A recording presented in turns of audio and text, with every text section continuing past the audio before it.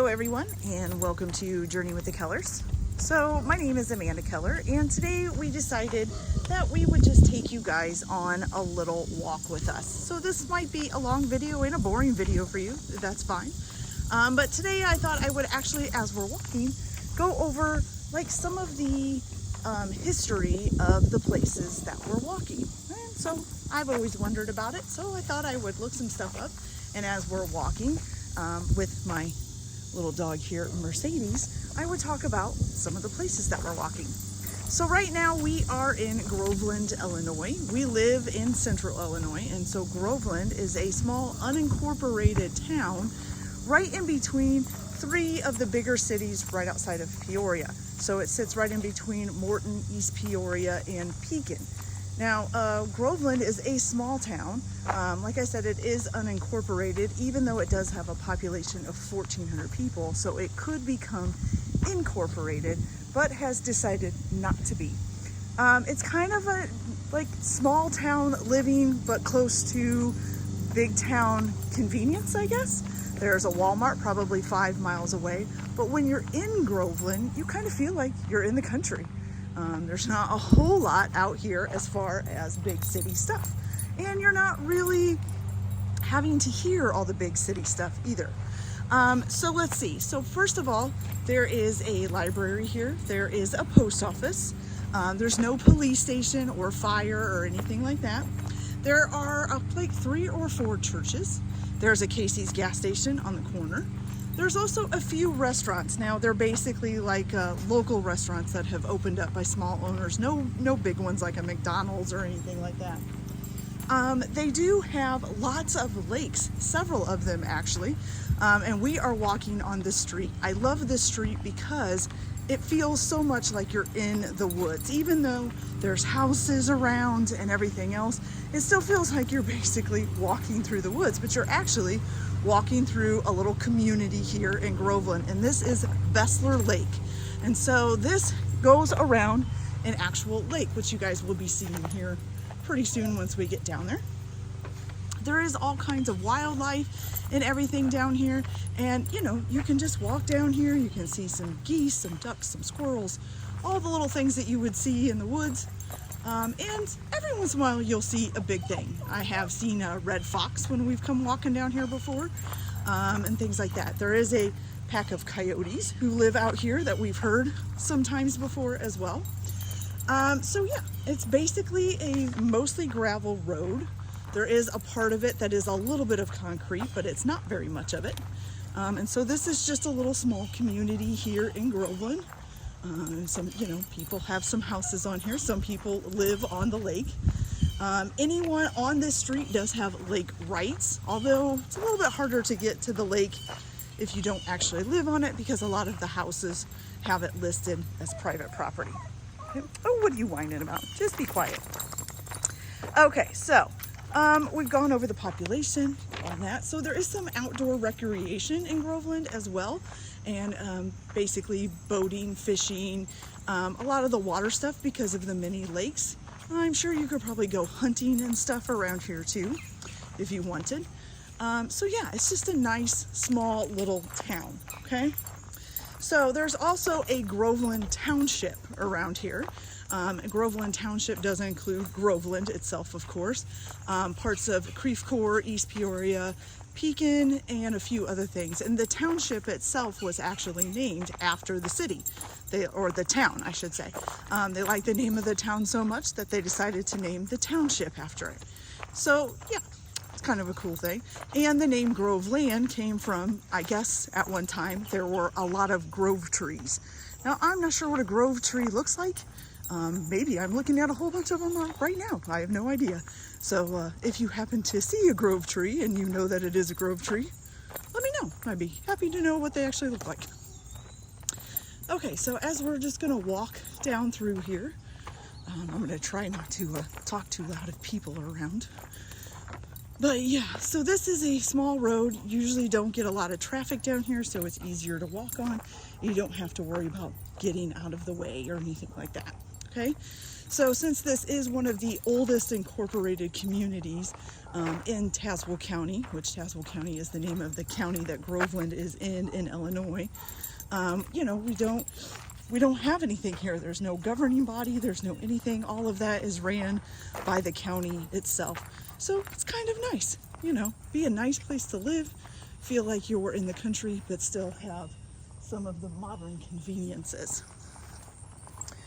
All right, so let's walk down here. Let's let this car get past. And then we'll just stop right over here and wait for them to pass by. Give me just a minute, guys.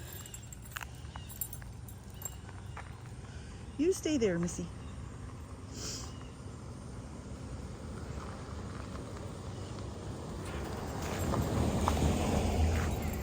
Okay. Mercedes, come on. Okay, so we're just gonna keep walking down this way.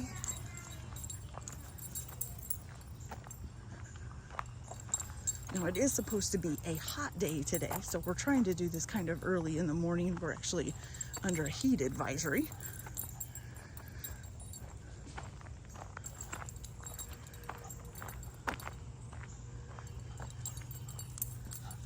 Okay, so a little bit more history about Groveland itself. So there isn't really a date for when Groveland was founded because it's kind of mixed in with the date for the county itself. So the county was found in 1827. Tazewell County was found in 1827. The only thing that they really do have is a man by the name of Isaac Roberts laid out basically the town lines for Groveland on May 30th of 1836. Okay, and I tried to look up who Isaac Roberts was, and I can't really find anything about him. I can find out stuff about a different Isaac Roberts, but not the one that lived here in Illinois. So I found that kind of interesting. So here we go. So on as far as people who have come to or lived in or even born in Groveland, Illinois, that were notable people, it's funny because it was women. There wasn't a whole lot of things about men from here. So the first woman that they talk about is, oh, that's okay. Come on, Mercedes. But the first woman that they're going to talk about is Eliza Farnham. She wrote a book called Life in the Prairie Land, I'm sorry. And she actually lived in Groveland with her husband. She was not originally from Groveland, but she was considered a prominent person in history. She was thought to have moved from New York to Groveland to actually marry her husband. So he was already living over here. And so they got married. And then he eventually died, and unfortunately, which caused her to move back to New York and stuff. She had moved back with her husband, I guess, at one point, and then he went to California and died over in California, so she had to move to California to settle his estate, and then moved back to New York. But during that time, she wrote the book Life in Prairie Land. It does state that in the book, it kind of seems like she really didn't like life out here compared to New York, I guess. I can't blame her. Some of Illinois can be fairly rough, especially back in those times when we were considered pretty much part of the Wild West. So basically, she became an American novelist. She was an abolitionist. She was also an activist for prison rights, and I guess actually helped get better prison rights for prisoners. So she was a huge part of history, but she didn't really have a great aspect of the prairie life while she was living here. One of the other really notable people that was actually born here in Groveland to a family that lived here was Catherine Amanda Coburn. And she was born in Groveland in 1839, and her family started the Oregon Territory. So of course she moved to Oregon with her family, which as they were doing the Oregon Trail, a couple of her mother, I think, died as they were doing the trail, and also one of her brothers. So it's kind of sad. But she ended up marrying a man, John Reed Coburn. And once he died, she became a teacher, a principal, a journalist, and a newspaper editor, and was basically known for being an activist for women's suffrage. Although she says basically she was not an activist, but according to what we have for history, she was an activist. She was a big person who helped in women's suffrage. So here's kind of our first glimpse of the lake here, you guys. So this is Bessler Lake. It does extend out past this, so it keeps going over here, but you really can't see that side of it very much. These trees are pretty much in the way. But this is pretty much the only point when you're walking around this that you have access to the actual lake. So you can kind of get down to it from here. I've seen all kinds of animals in it, turtles, frogs, fish, all kinds of stuff around here. And of course the regular squirrels and chipmunks and bunnies, things like that. Okay, so it's a pretty good sized lake. You can go boating and stuff on here if you have lake rights. Now, like I said, this is a little community, so if you live in this community, you can get on the lake. Okay, and so anybody who has lives on the lake and has like a dock or anything, they can go down there and get on the lake anytime they want. Right now it's covered in a lot of moss because there's been a lot of sun, it's been hot, so of course the moss will grow because that's what it does. Okay, so we're going to be continuing on and up this hill here. Oh, hold on, I dropped something. Back up a little bit, there we go. Okay, so we're just going to continue this way. Here's another nice little glimpse. Now, usually this little log here, I'm not sure if you guys can see that there's a little log sticking out there that usually has the turtles on it. And of course we have some geese over there on that dock. Geese are everywhere around here, you guys. Okay, so let's see here. We're gonna keep walking here.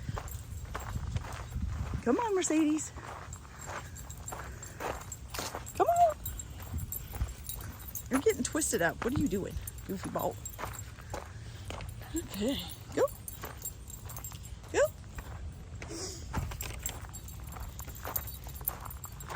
All right, you guys. So we're gonna head up this little hill here. Now this hill doesn't look very steep. It's actually pretty steep, just so you know. So one of the other things about Groveland is there isn't a whole lot. Like there's not a whole lot. There's not really a park. I think there is one that's closer to the Pekin side, but I think it's pretty much considered in Pekin. So no parks, no sidewalks, no nothing like that. You get a lot of back roads, a lot of lakes, a lot of outdoor recreation. But yeah, it's a nice little town. So if you like to live someplace where it's kind of small town living, but close to the more modern conveniences, this is a place to be, okay?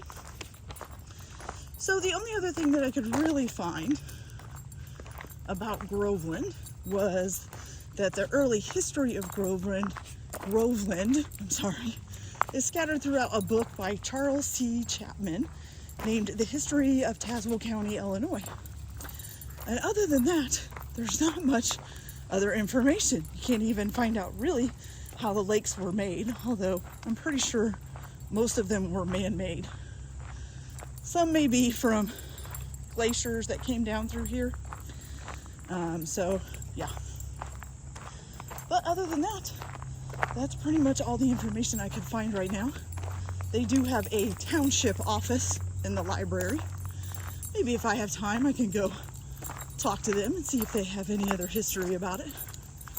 Don't know if I will have time. That's okay. So this is our first walk, you guys. So now I will just let you guys enjoy the peace and quiet, and we'll just walk. So let's go.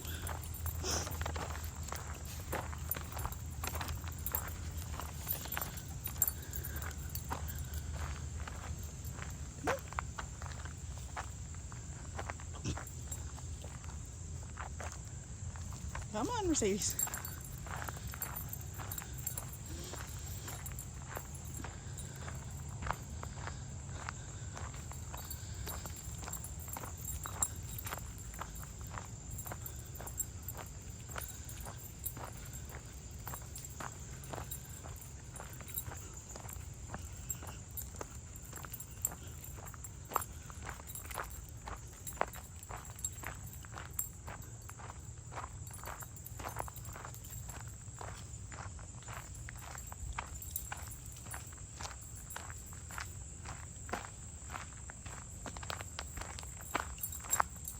Come on, baby.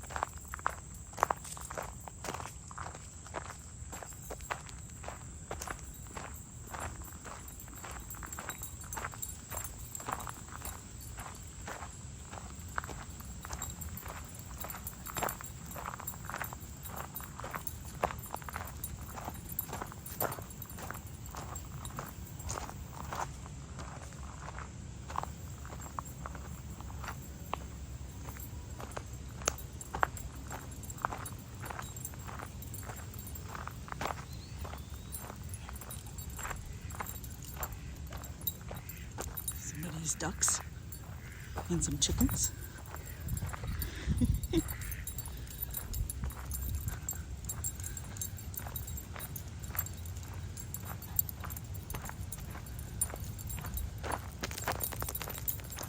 Okay, and there's another little lake coming up around this little corner here. You guys, you can probably see it just a little bit there. This lake is not Bessler Lake, I guess. I think it's a private lake for these specific people who live on it. I'm not sure, but I do know they get really kind of upset if you walk too close to it, I guess. I don't know. I do know that it has some fish in it and stuff because I've seen some. And then, of course, your normal turtles and frogs. Now, a lot of times when we walk by this part of the lake, because it's so close to the road, you'll just see things. Oh, yep, there they go. You'll see the frogs just hopping off the shoreline and into the water.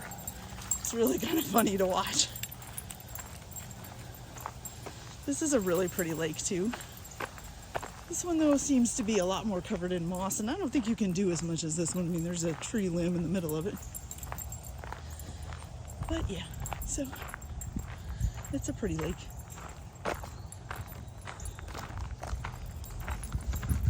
Not as many frogs this morning as there usually is.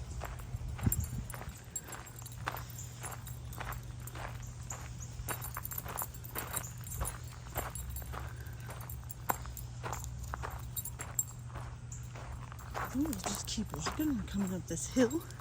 I love these people's dragon in their yard. So cool.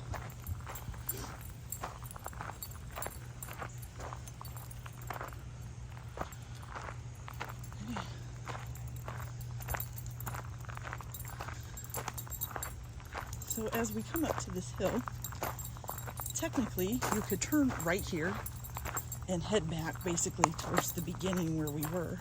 But they have this marked as private property. I guess it's somebody's driveway, but it's still kind of weird that it links the two sides of the street together. And it would be safer to go that way instead of having to walk up to the street to walk over. But, you know, private property is private property. So we'll head up this way. So this is the only way to get back to the other side. The street does a U around the lake, basically. Maybe a little bit curvy in some areas.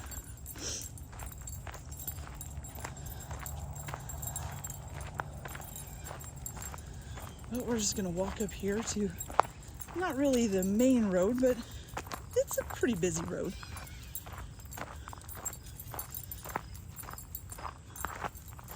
And then we have to walk in the grass. And once we get up here, you guys, I'll stop the video because it's just going to be a road, nothing special. But as you can see, walking through here, it really is like walking through the woods, just on a pretty wide trail. It's kind of nice. I really like it.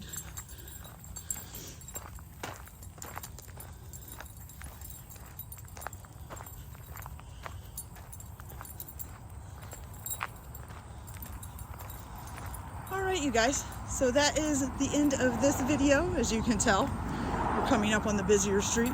I hope you guys enjoyed this little walk. You know, if you'd like to walk with us while you're listening to it, go ahead, or watching it, whichever one. Everybody have a good day. Enjoy your walking or exercise. Enjoy your dogs, whatever you're doing today. Have a good one, guys. See you later.